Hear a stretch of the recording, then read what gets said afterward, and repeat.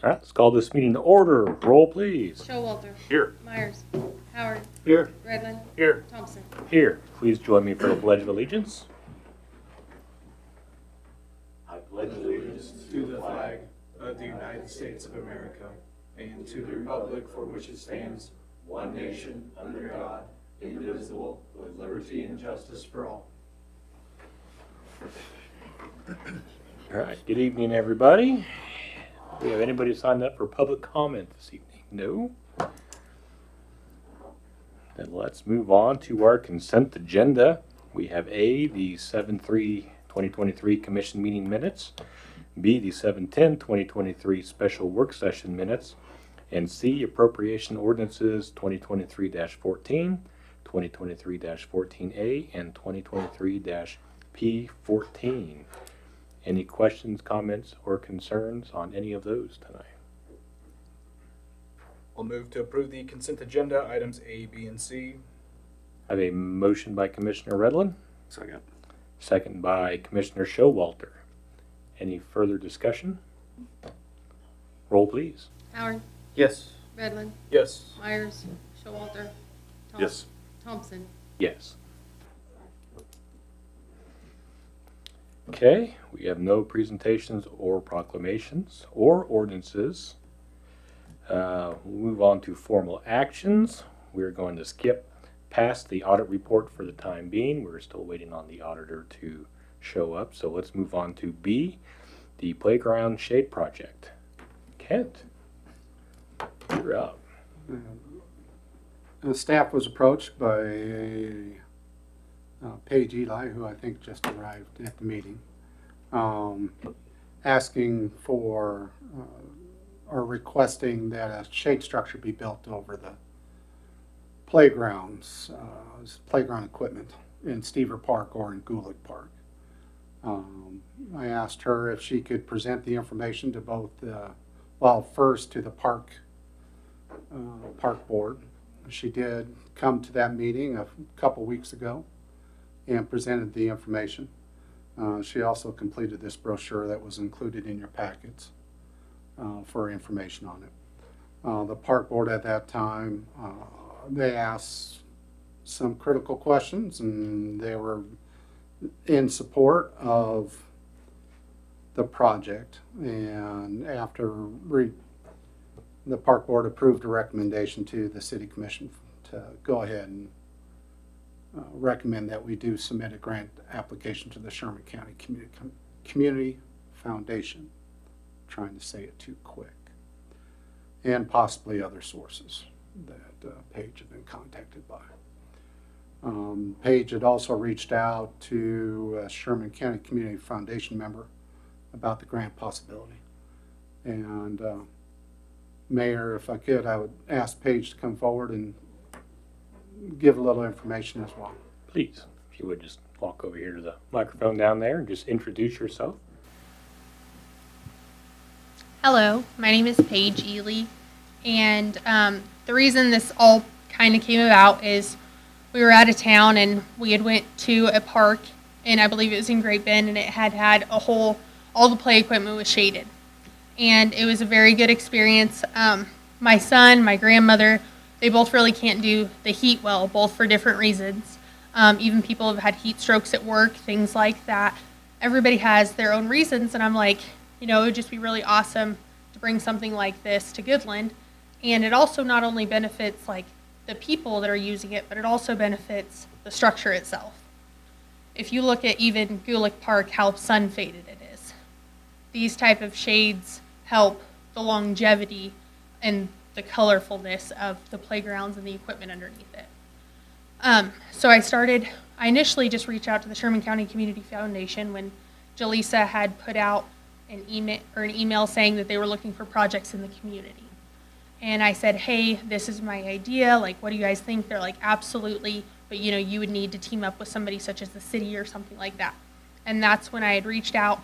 And the more I researched it and stuff, there's a lot of grant money and stuff that goes towards this kind of thing because it helps, like with UV rays with skin cancer and things like that. It's not just heat. So I just feel like it would really add not only adaptability to one of our parks in town, but just kind of give everyone more use of the park, because from 10 to 4 is your hottest part of the day. Well, especially during the summer, that's the time those kids can really utilize it. So, do you guys have any questions? Any idea on total project cost? Any estimations like that? It'll probably end up to be 15 to 25.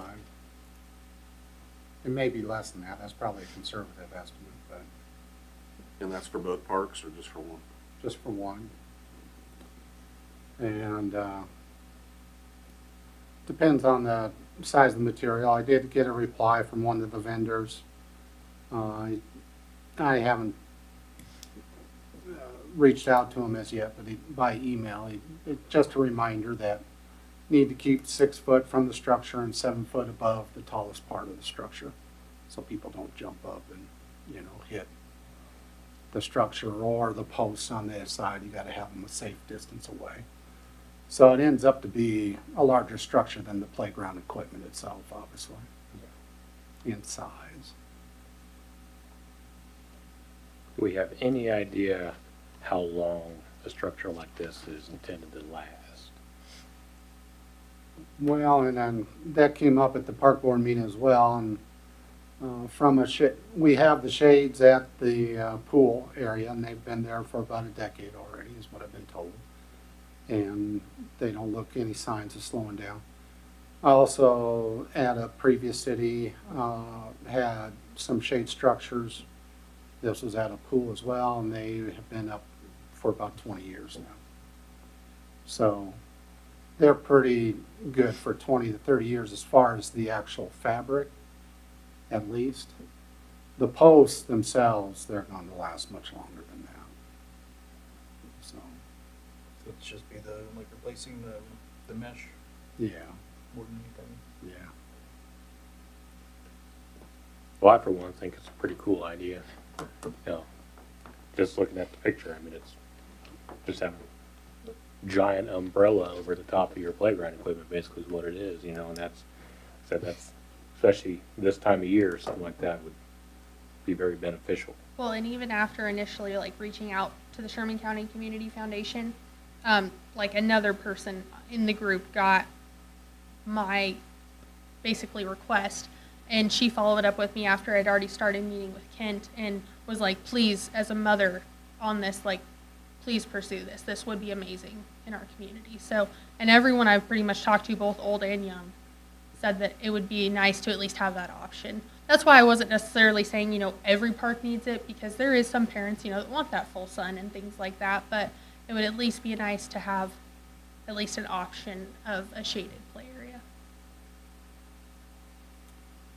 And what we talked about at the park board was, starting out with one and then continuing in subsequent years, going for additional grants to take care of it. The other thing is that the difference in temperature, and especially certain vendors, the other thing that came up was how does it handle the wind? And that's just the ones like at the pool, and the ones in the previous city where I was at, we had straight line winds at 90, 100 miles an hour, and they were just fine. They didn't get damaged. I think we've had high winds as well while the pool ones have been up, and we haven't had any damage to them. The other thing underneath it, because it is a mesh and has little pinholes in it and everything else, it doesn't get stuffy underneath, and it's about a 15 to 20 degree difference. They show in their brochure a 20 degree difference, but it's at least 15 degree difference between not in the shade and underneath this shade structure. So.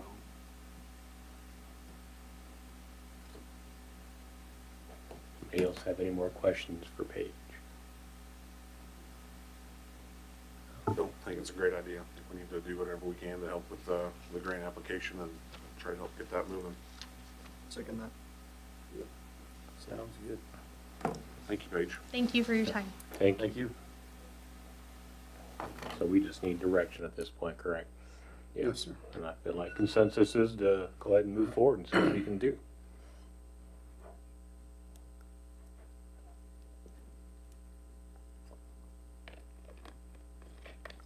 Okay, well, let's move on to C then, the power plant compressor bids. Kent? I will turn it over to Dustin Bedore, Director of Public Power. You have information in your packets regarding compressor system. So, we started budgeting for this a couple years ago. Of course, the price back then was quite a bit less. So, Chris reached out to 3 or 4 different vendors and got response from 2. The Ingersoll Rand, they actually sent a representative out on site. So they kind of know exactly what our setup is and exactly what we need. And just by, I think, a couple $100, it ended up being the cheaper bid. But just for some background, the compressors at the plant are actually how we start the generating units by compressed air. So if we don't have a reliable compressor, we're kind of dead in the water. So we've had several issues, and we're at the end of trying to Band-Aid the current system back together. So it'd be great if we came in like it budgeted, $32,000, but those times are gone, unfortunately. So 32 is what we had set aside already. 32 was the bid that we had when we started the project, or when we started putting money back. But everything is just, like everything else, just gone through the roof. That's that 4% inflation. 40%. All right, does anybody have any questions or concerns? Josh, could you bring up that picture of the compressor unit on the screen as well? And actually, the Ingersoll Rand had the complete system. I think the Gardner Denver unit was missing a cooler part.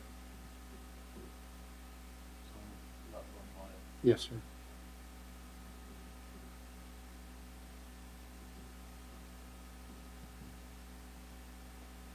and our old units look nothing like that. I mean, they're just, looks like a really large compressor just sitting on the ground. Mm-hmm. We have 2. I mean, we have a number 1, and then we have a backup unit, and they're both the same age. So hard to find parts for them, and I think the last time we kind of went through that, and they end up having to make some parts themselves, gaskets and other stuff, because they don't provide those parts anymore. Will Ingersoll, will they come out and install it themselves? Where's that gonna be? They will.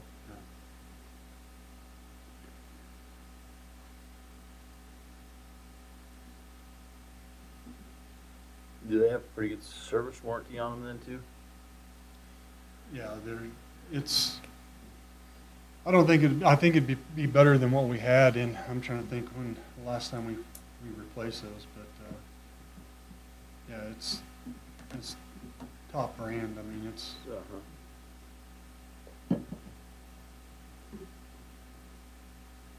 That delivery estimate. hopefully quicker than a transformer. I think it might say on that bid. What I was looking for here. Lay upside to it, at least they came out and looked at They were on site. our system, and they know what we've got, and they've got everything in there. Yeah.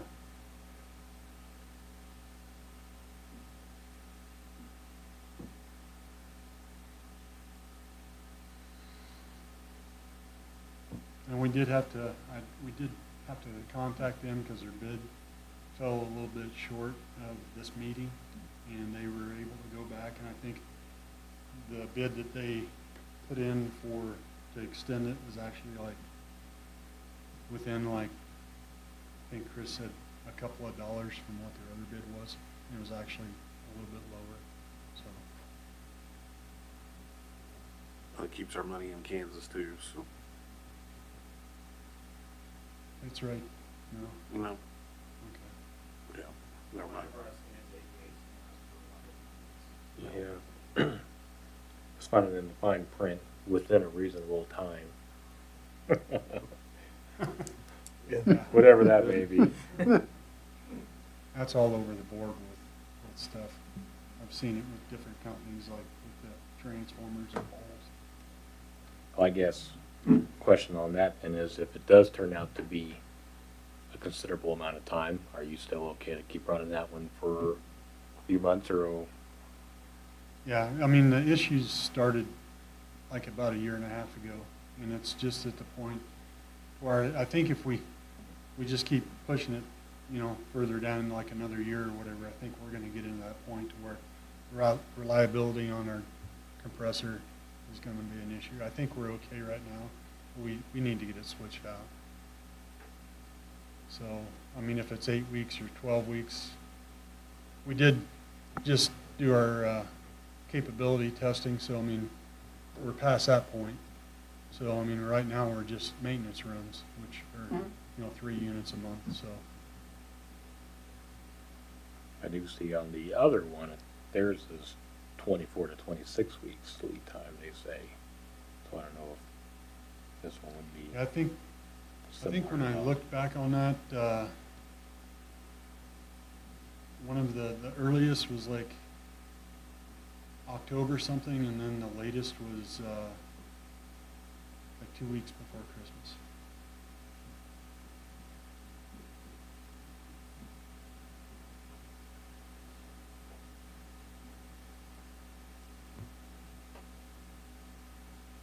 Do we have any other questions?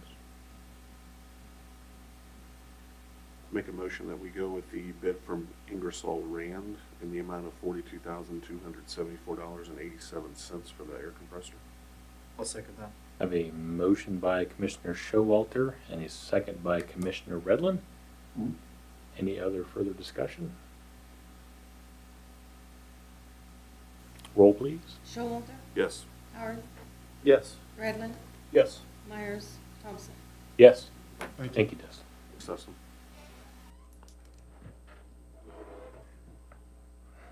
Okay, next we'll move on to D, appointment of representatives to the League of Kansas Municipality Business Meeting. Kent? This occurs every year as far as the business meeting of the League of Kansas Municipalities. This will occur in October in Wichita during their annual conference. According to the bylaws of the League of Kansas Municipalities, they split it out according to population, and the city of Goodland can have up to 2 delegates as well as 2 alternates to the business meeting. As far as who will be attending, the commission is welcome to attend, although, and this is also just a reminder for that convention coming up. But I will be attending the league conference and would recommend that could be appointed as a delegate to the meeting, unless there's 2 commissioners that would want to be. It's usually a pro forma type of thing for the business of the league, but it is there.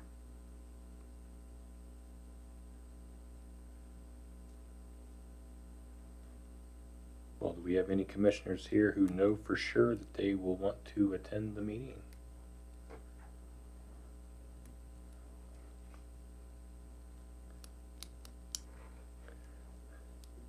As of this moment right now, I am not sure if I will.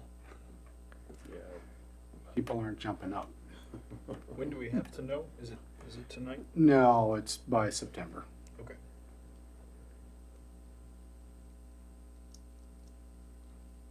I would definitely move that we appoint Kent Brown as our voting delegate. I have a motion by Commissioner Showalter, I'll second. second by Commissioner Howard. Any other further discussion? Roll, please. Redlin, Yes. Showalter, Yes. Myers, Howard, Yes. Thompson. Yes. Thank you for being our delegate. Thanks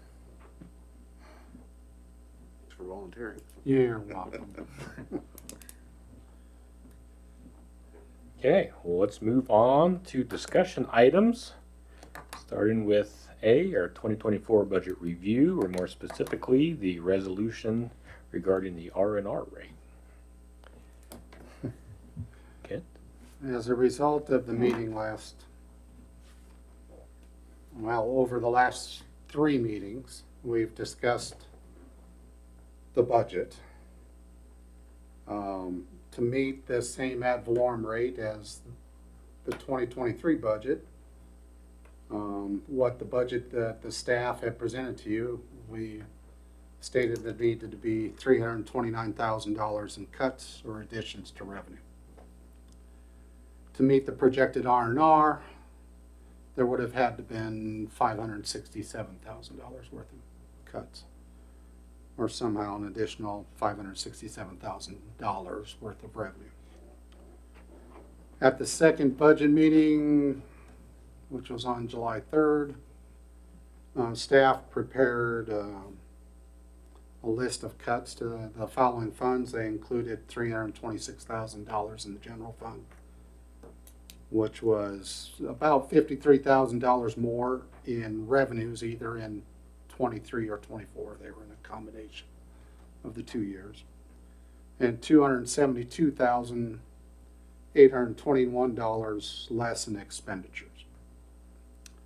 And then there was another couple adjustments in the employee benefit fund, about $16,900 worth, and then $15,000 less in the airport fund. That allowed us to get to a certain marker. And then the mayor had asked for the commission to meet on a separate budget work session last Monday, and you went through those cuts at that time.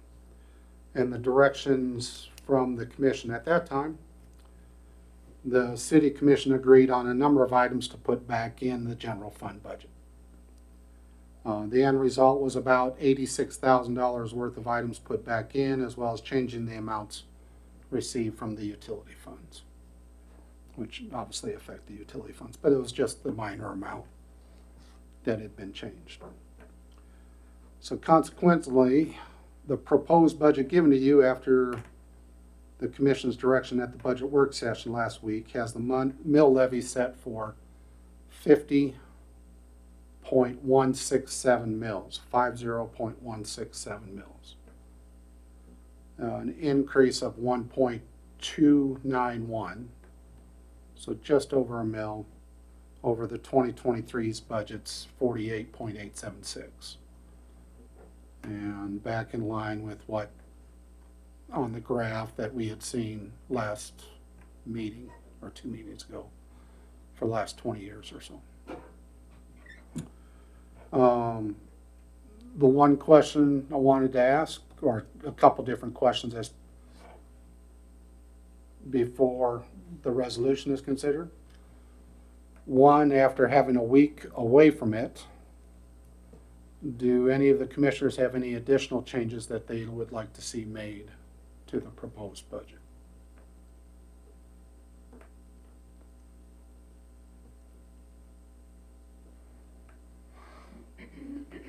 If that's not the case, then the utility funds we can take later, but what the resolution has, well, I guess what I'll say first, and you had the answer last time, and I just want to make sure that I say that. This evening, the only thing that absolutely has to be decided is the mill levy rate, or what's going to be published. That doesn't mean that's what you have to approve. That's just the top number that it can be. It cannot go up from whatever number you decide to put. But it could come down if you were to choose. Right. If there's something that changes, or the majority of the commission agrees that additional changes need to be made, or if there's enough discussion from the public and the commission decides to follow that. and say that. There can be changes made. There just can't be changes made to increase that mill levy rate. The particular line items in the budget do not need to be decided upon right now. We will have another meeting, at least one more meeting, before then staff will present to you, and I think it was included in the documents given to you as far as the state form for the budget, which starts laying out the budget authority for each of the funds. And for the funds that are not affected by the mill levy rate, basically utility funds and a lot of the other non-budgeted funds, that can change until that the publication in the newspaper for the budget hearing occurs. Right now, all we're doing is proposing to pass a resolution that will be sent to the county clerk. The county clerk then takes that information and then and there's another document that Mary will have completed along with the mayor's signature. Basically, what is the R&R rate and the rate that we propose to be at, the maximum rate. That's all that's decided right now. And then what is actually published for the public hearing, there are some adjustments if the commission would want to change any of that. That can be done, which doesn't affect the mill levy rate. Obviously, there's all kinds of other parts to the budget. That doesn't have to have a final decision until we complete that publication.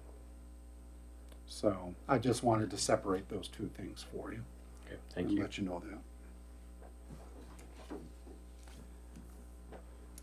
So if your intention as a commission is to go ahead and set that as the mill levy rate that we will take to the public hearing, or at least start the process of that, and then we've prepared a resolution for you to pass to say that.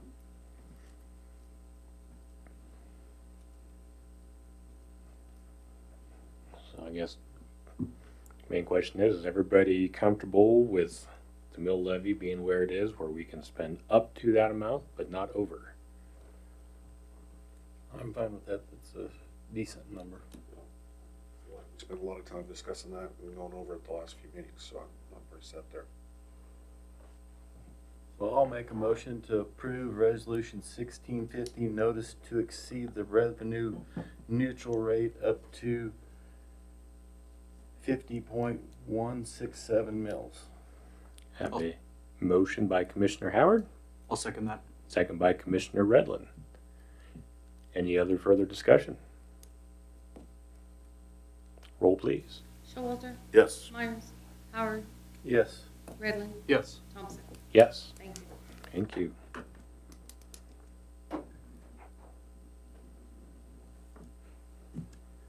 Are you good? If you're ready, we'll move back to you if you want here. Let's move back to formal actions for the acceptance of the 2022 audit report. Thank you, sir.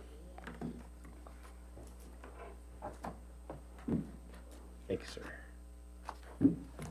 Thank you. Just one. Yeah, I don't need to read it twice. Thank you, sir.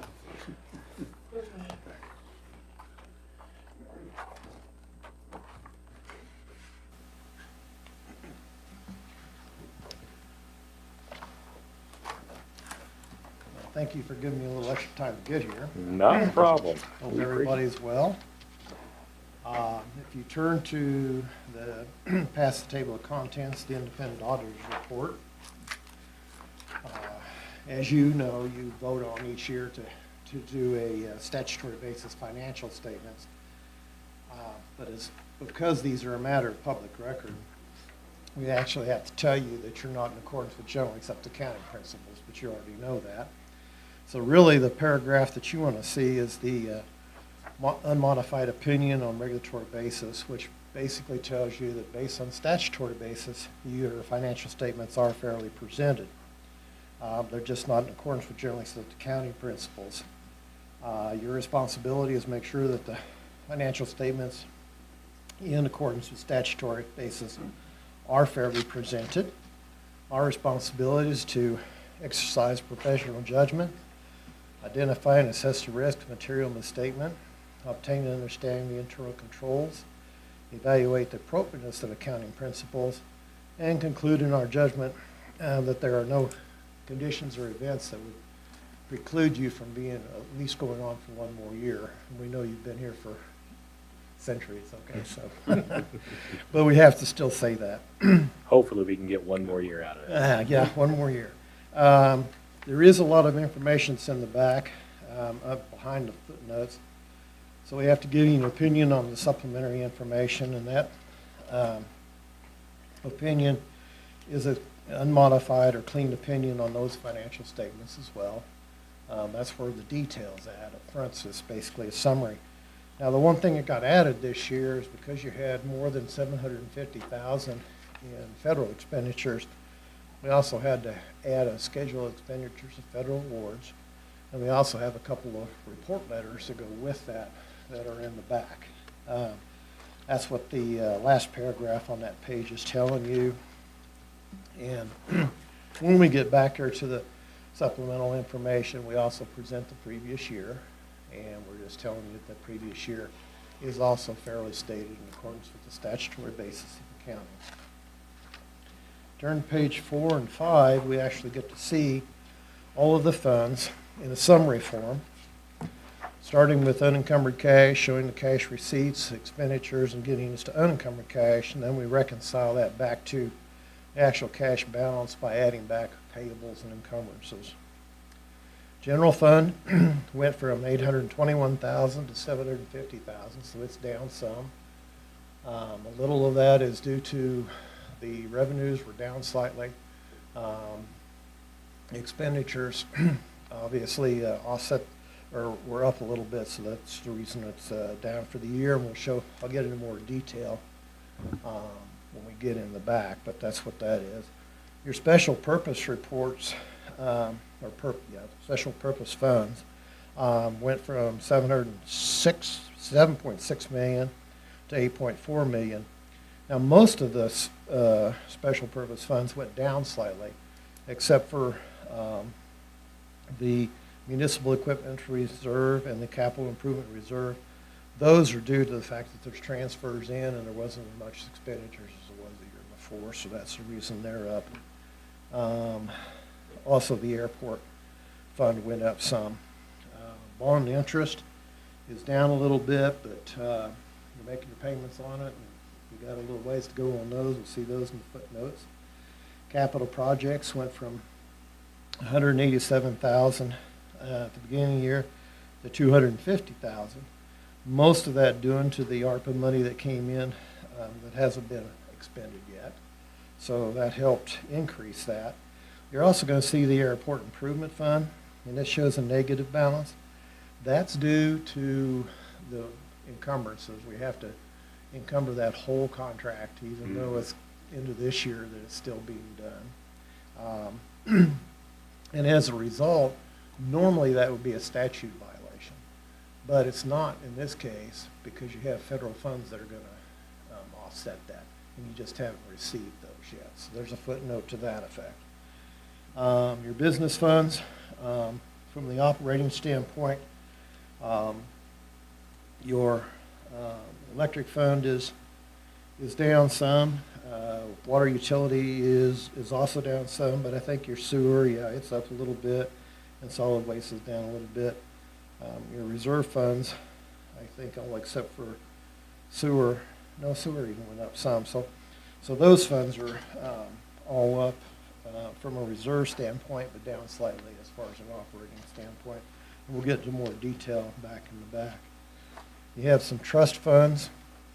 This is money that's really belongs to someone else, and it's in your trust to just make sure that the payments and stuff are made as they need them. And those went from $113,000 down to $95,000 for the year. We get into footnotes on page 8 and 9. And I'm not going to go over these too much because basically it's describing how you do your accounting, what your budget process is, that type of thing. If you do go to page 10, you're going to see that one of the things that we check for is to make sure that you're adequately secured on your cash deposits, and you were.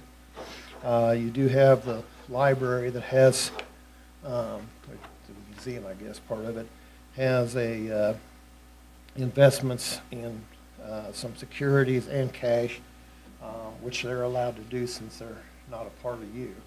If they were actually a part of you, you'd be subject to basically just cash or certificates of deposit, treasury notes, other municipality bonds, that type of thing, which is what you're limited to for the city.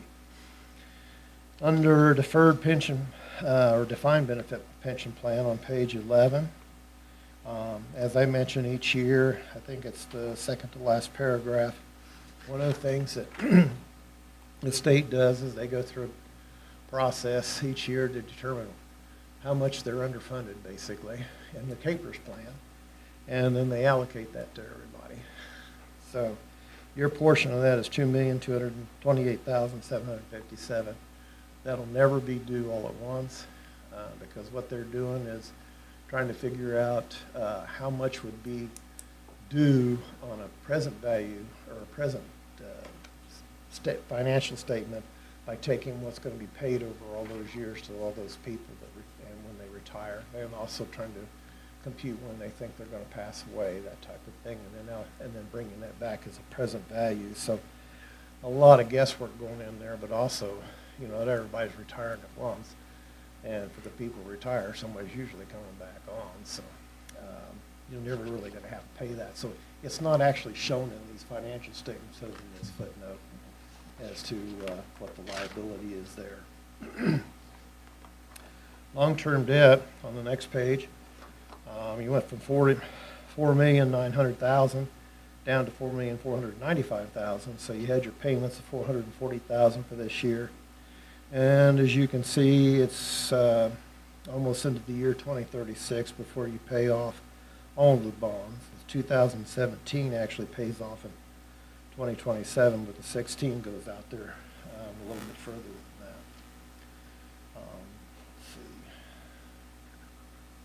Let's see. Note J on page 13 talks about the that electric billing that was made back in March of 2021 for $1.2 million, and that $621,000 of that's been paid, and the rest of it will be paid in this fiscal year of $649,000. Let's see, page 14. Compliance with Kansas statute. If you read the whole way through that, it's going to talk about the fact that you have a negative unencumbered cash balance, but it will be covered, I should say, by the federal grants that are coming in, so there's not any really statutory violations to report. And then you get to see the transfers that are made throughout the year to the various funds there on page 14. Page 17 is another summary page showing you the budget and comparing it to the expenditures. And again, what you want to see over there on that far right-hand column is the variance over under. You want to either see a bracket around it or you want to see it be all zeros, and you are. So there's no statutory violations of exceeding budget. The only one that's close is Special Highway, and you still had 68 cents you could spend in it. So getting close, but you're okay there. Now we get into the detail on pages 18 and 19 for like the general fund. And you can see on page 19 where it talks about total cash receipts. You had $3,198,000 last year. You had $3,171,000 this year. Part of that's due to ad valorem taxes being down slightly. Also, your intergovernmental, but your license and fees were up to cover that. As far as what departments were up the most. One of them was the police department, and that was due to the personnel services, i.e. salaries and wages, going up this year.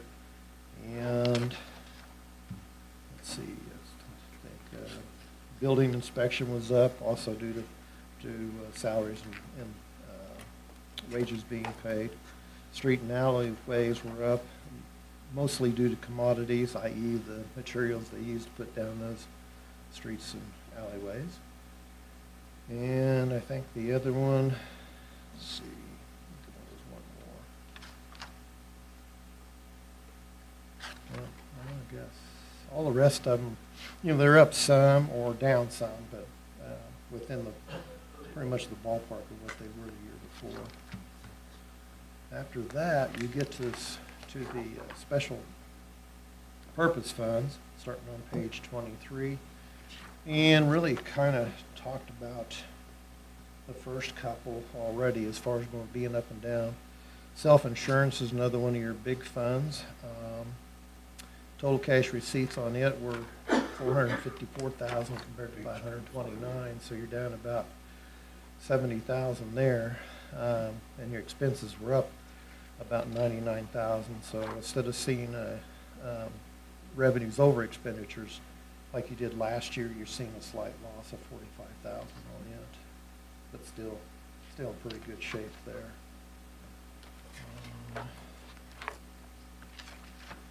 I think after that,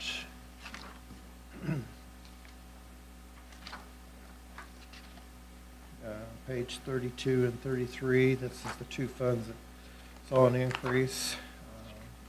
Total receipts are up about $68,000 on your municipal equipment reserve. Expenditures are down almost $180. So that's the reason you're showing an $82,000 revenues over expenditure. So that fund grew by some. Capital improvement, a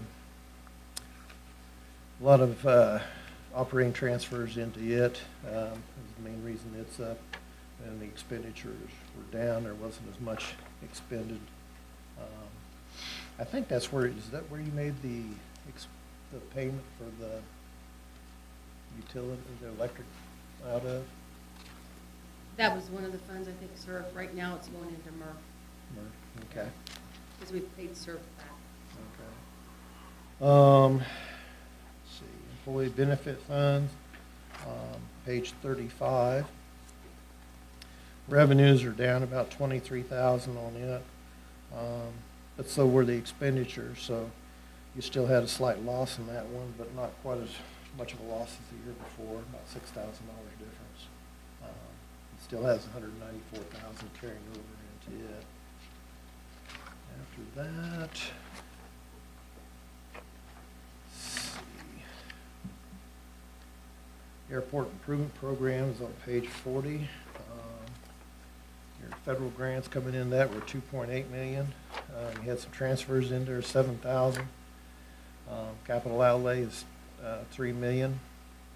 That includes that the rest of that capital project on that. So not only what you paid during the year, but what you still owed on that project at the end of the year.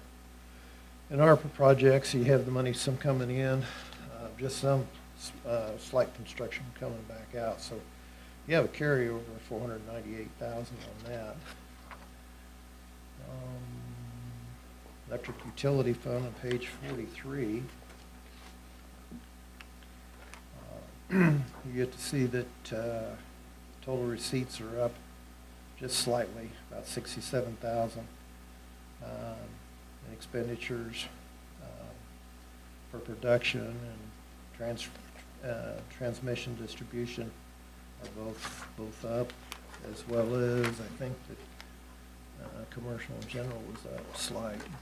So overall, that fund showed a revenues over expenditures last year of $9,900, and this year it's shown a loss of $235,000.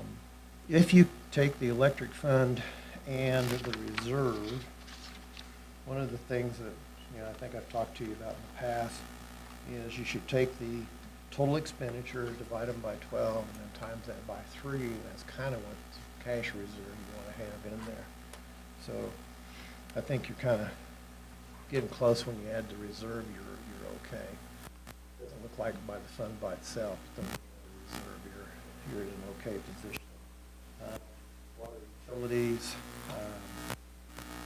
it did show cash receipts up over the year before. That one kind of goes with the weather. Yeah. Dry year. Yeah, we get, expenditures were up also, resulting in it having a loss of 69,000 compared to year before at 175,000 profit, or revenues over expenditures. And sewer utility showed slight increase of revenues over expenditures by 40,000, which is good because the year before it showed about $19,000 loss. And solid waste shows a loss of 17,000 compared to just 1,600 the year before. Mostly, it's like, yeah, most of it's contractual services and some operating transfers. So, because revenues weren't that much different, they were only $3,000 different from the year before. And you have your reserve funds. Most of what's going on there is just the transfers in from the electric, water, and sewer. Okay, so now the other reason for having an audit. One is you're required to statutorial-wise. Page 55, the federal government requires you to have an audit because of the amount of federal funding that you received and expended.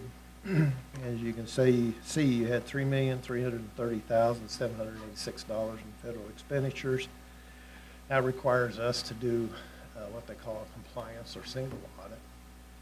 And that means we take one of these programs, which in this case was the airport improvement, look at what the grant's for, test the expenditures against that grant, see if they're in compliance with that grant. And that leads us to why we have on page 58 and 60 two more reports. The one is in accordance with governmental auditing standards, and that's basically overall, have you followed controls? Are your statements financial or fairly presented? Do you have internal controls in place to make sure that you're in compliance? And we did not find any deficiencies or material weaknesses. I know that's negative talking, it's not saying positive, yes you did, but unfortunately, we don't test every expenditure. We look at a statistical group in order to see if you are in compliance. And now the statistical group, we didn't have any ones that didn't comply with what the grant was. So we felt like you were in compliance there. On page 60, it's actually narrowing the focus down to, this is looking at the financial statements overall, and on page 60, it's looking at that specific grant that we tested. And again, we did not have any material weaknesses or significant deficiencies. And we felt that the financial statements and that major program, which was the airport, was fairly stated as far as what we looked at and testing of expenditures. Page 62, the federal government likes things summarized. So just like the state, you've seen, we have an overall, and then we have detail, where the federal government does the same thing. We had scheduled expenditures, federal awards, and then we have to tell you what kind of opinion we gave. It sounds kind of bad, but again, if you read that, it says in accordance with GAAP, which is not. It's statutory, so that's an adverse. But it's unmodified opinion in accordance with the statutory basis of the reporting. We had no material weaknesses, no deficiencies to report, and no material noncompliance. The same thing held true for the federal awards that we tested, and we list the federal award that we tested, which again is the Airport Improvement Program. To To have a single audit, you basically have $750,000 more in expenditures than you're required to have. So obviously this year you're way over. Next year, it's going to kind of depend on how much the ARPA money you spend and if there's any left over from that contract. Because if you spend all the ARPA money, you're almost at $500,000. So kind of keep that in mind. That very last sentence, audit qualified as a low-risk auditee, and it says no. In order to qualify as what they call a low-risk auditee, you have to have a single audit done for at least 2 years, and that's if you're a GAAP basis statement. Since you're a statutory basis, the federal government says you're always more at risk than a GAAP basis statement. So it's just because of what you selected, not because you did anything wrong or anything like that. It's just the way the cookie crumbles type of thing. And you'd have to have at least 2 years of no findings under a GAAP basis statement to have that. Obviously, you don't, because last year we didn't have a single audit. That's what I have. Questions?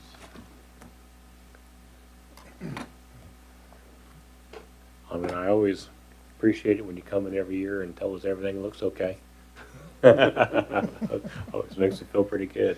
Well, I'd have to tell you one way or the other, so. Yeah. 62 pages of a clean bill of health, sounds good to me. Okay. The one last thing I have left to do is we have to file this electronically with the federal government. That's why I'm saying kind of they're repetitive.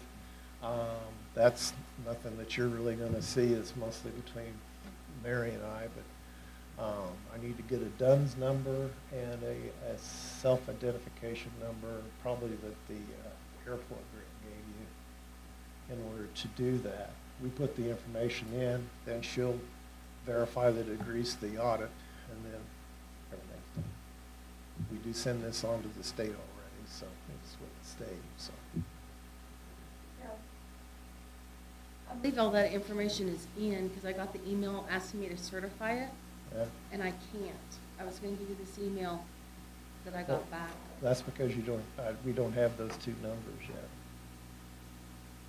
It's a DUNS number. I already sent those to your guys. I Well, sent- he hasn't had a chance to enter them yet. Okay, Dan. okay. Okay. But I was gonna let you know that my email's incorrect, so. Oh, okay. Take that too. Okay, I'll take that. Okay. 'Cause I think that'll help us certify it too. Okay. All right. I think my only other question would be, if a member of the community or the public wanted to review this report, where could they get a copy of it? Well, we've sent it to her electronically. That'd be one way of getting it. If you want more of these, I can make more of these. We usually just make what we have in the past, which is about 7 or 8 reports. But it's out there electronically in 2 places. One is with her, with Mary. The other one is with the state. The state has an electronic copy of this as well. And I have had requests for that, Jason. Okay. I do just send them electronically. Okay, It's easier that way. perfect. Thank you. Okay. Anybody doesn't have any concerns with the audit? We do need to officially accept it. I'll move to accept the 2022 audit report. I have a motion by Commissioner Revlin, Second that. second by Commissioner Showalter. Any other further discussion? Roll, please. Howard, Yes. Bradley, Yes. Showalter. Yes. Myers, Thompson. Yes. All right, great. That's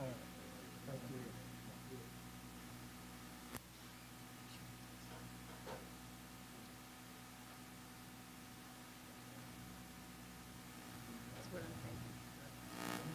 Thank you.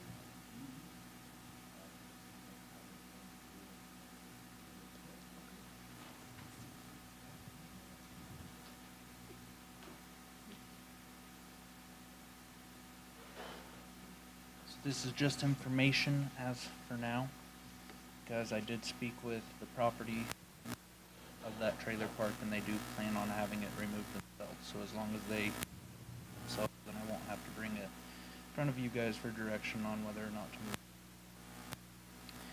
move. We got a phone call from a neighbor, said they smelt a deceased animal possibly within the facility. And Kathy was going to be there the next day to do an inspection on it because she had already been there previous. Some of these photos here further on will show you what the inside of the trailer looks like. You'd have to completely replace the floor. 85% of the windows need replaced. And then walls also need to be replaced. And with the age of the trailer and the cost of replacing that stuff, either finding the parts or just the cost of it would not be feasible. I'd got with the owner of it, and I gave them 2 weeks to get the dogs rehomed because they were just using it as a kennel, not actually living there. And that's where we're at on that one. Tomorrow is his 2 weeks of being up, so I can have more information on that the next meeting.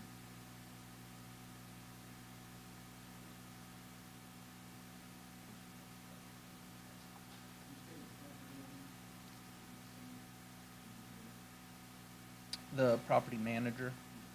No. So somebody else owns that trailer on the lot. He just pays to keep it there.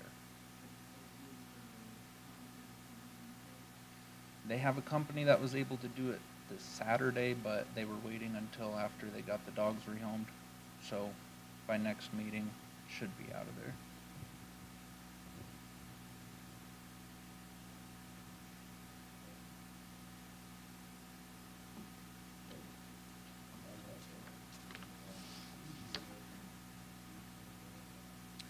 Which I'm sure you all know has the shipping container that's been allotted on the property for what we can estimate up to close to 2 years. Previous building officials sent out a letter which was not ever picked up from the post office, so it got returned to us. I did find a permit that he had pulled to build a house on that lot and got a hold of him through the phone. He's told me multiple times he was going to come down and remove the storage container, shipping container off that lot. And then also I brought it up that the foundation needed to be filled in because it's just a gaping hole in the ground with no fencing or anything around it to protect anybody from possibly injuring themselves. He has failed to come down and remove it. And that was a timeline of June. So I've been with Jake and we're working on taking it to district court to get permission from them to go onto the property and remove the stuff.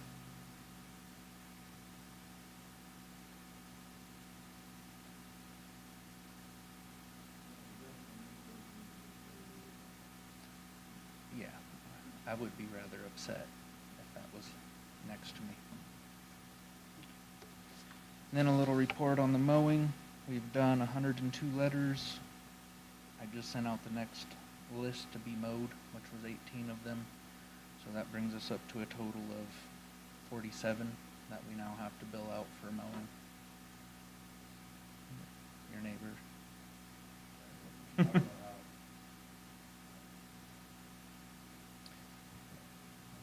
Per contract, he has 2 days to start the list and 5 days to complete it.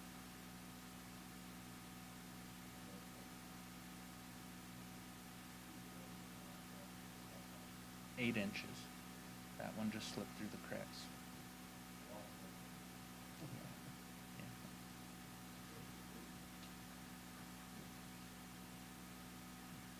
That is all I have. Does anybody have any questions?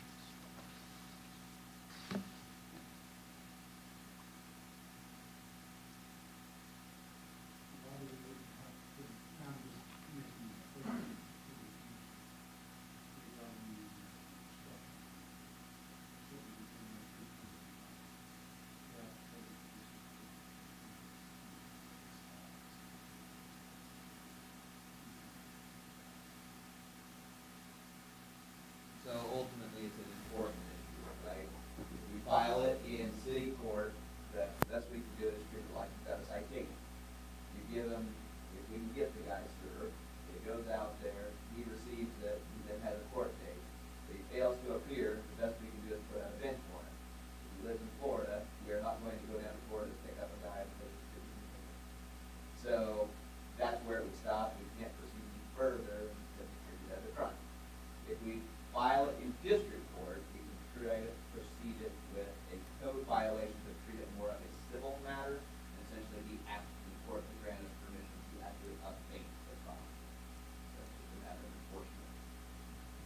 instead of going after the person, we want to get the problem removed. Yeah, And that's why we're taking it to district court. So, very good. Thank you for the clarification. Thank you. All right, thanks, Zach. Thanks. Okay, let's move on to D, identifying a joint meeting dates with the hospital board and county commissioners.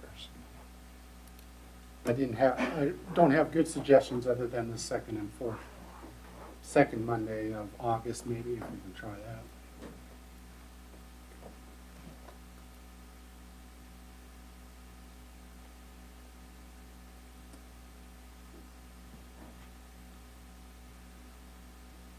I know I will be gone both the 21st and the 28th Of August. of August. As far as I can tell, I'm available on the 14th. As well. That would work for me. We can try that, and then if they come back with different dates. But last time the director of the hospital was here, he was saying he's ready to have a meeting now, so we can at least start that. Yep, sounds good. That's all I have Okay, with that issue. well, let's move on to reports then, starting with our city manager, Kent. Included in your packet is the manager memo, as well as the June month-end budget or fund balance report, as well as the police monthly activity report. A bunch of different things happening with that. I would also ask for Neil to give a short update on the sewer lining project.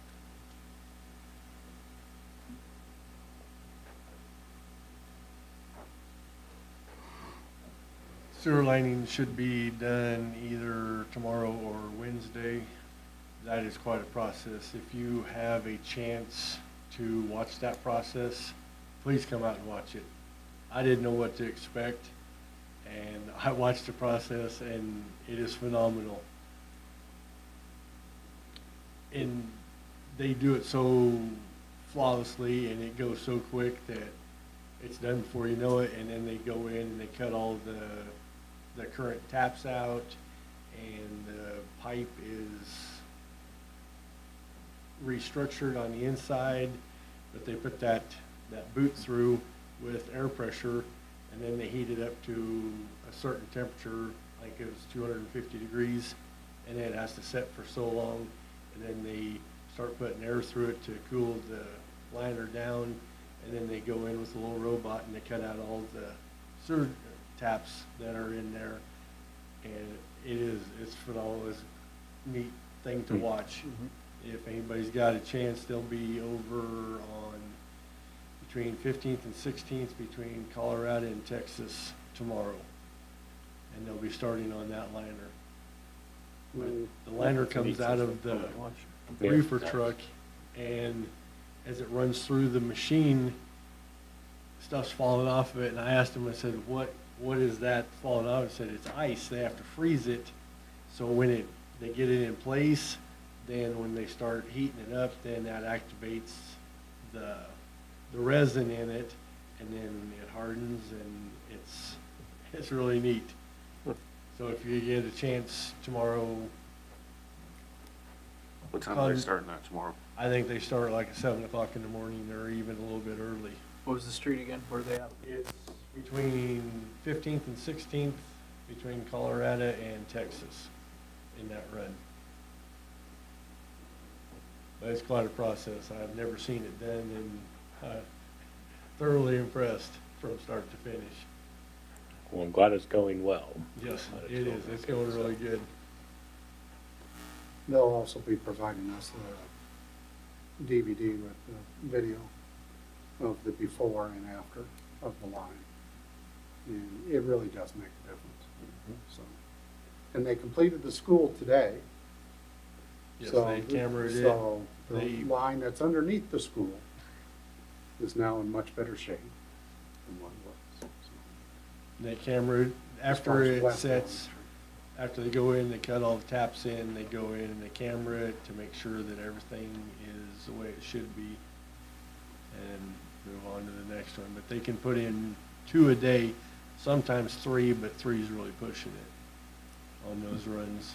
It was really neat to watch how that process goes. And it is so much easier than having to dig up everything, and with all the utilities in the way, that's the way to get it going and keep it up to par. Good, yeah, it's good to know for, as we continue on into the future with continuing issues that will come up over time, so. Yes. Yep. Thank you. Yep, thank you. Thanks, Neil.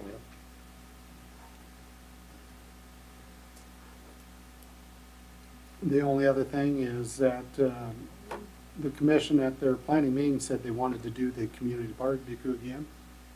Or it doesn't have to be a barbecue, it could be ice cream or whatever, I don't, you know, other options that you, to serve a meal. Barbecue seems to work out pretty well. But the last, over the weekend, we had the second of the series of concerts in the park at Gulick Park. The last concert in the park is scheduled for August 11th at Stever Park. And that was kind of the time frame that you all had set during the planning sessions earlier in the year, and just wanted to confirm that you wanted staff to get prepared for that day. Would also welcome all commissioners to be there if you could decide to be there. I mean, decide to have it that day and participate. And we can announce it to the public and to the community for that day. Yeah, I for one thought it went really well last year. I just thought all the activities and everything that went on the whole day was just a really good day for the community. So, yeah, I hope everybody's on board to do it again this year. Sounds good. Okay, we'll get that set up. Thank you. And that's about it. Anybody have any questions or comments for our city manager? All right, thanks, sir. Let's move on to commissioner reports then. We'll start down here on my left with Commissioner Redlin, Nothing to report. Commissioner Howard, Nothing at this time. Commissioner Showalter. And I also have nothing more to add, so I would entertain a motion to adjourn. So moved. I have a motion by Commissioner Redlin, Second. second by Commissioner Showalter. All in favor, say aye. Aye. Aye. Thank you, everybody.